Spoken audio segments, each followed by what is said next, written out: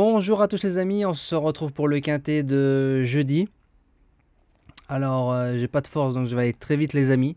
J'ai rattrapé encore un petit truc qui est pas sympa. J'ai les oreilles qui bourdonnent, ça résonne dans ma tête. On retrouve vite fait les résultats de la journée de lundi qui s'est bien passé. Un tiercé écarté quintet, très bon course parcours, 500% de réussite à nos objectifs. Le cheval du jour qui s'impose à 15 €, la base gagnante qui s'impose.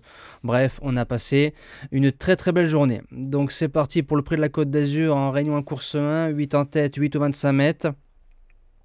C'est le plus beau quintet de l'année sur la Riviera. Donc base gagnante, le numéro 4, Idéal du Rocher, ça sent la course visée, l'engagement est parfait.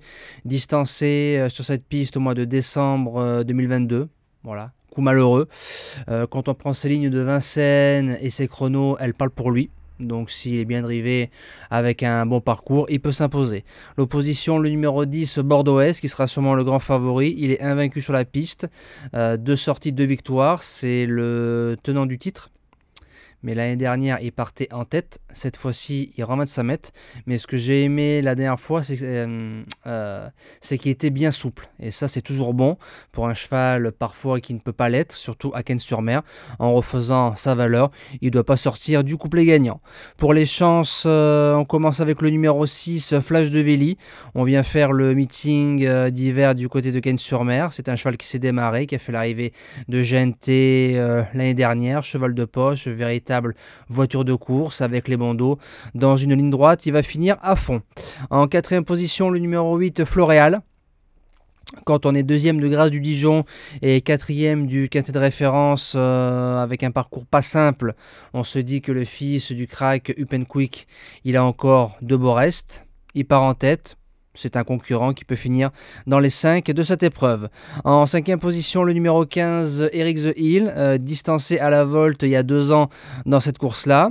Faut rendre 25 mètres. Je considère que rendre 25 mètres à Cagnes, c'est peut-être plus difficile que sur l'hippodrome de Vincennes, mais sur ce qu'il vient de faire depuis 2-3 mois, il est indéboulonnable en 5 chevaux.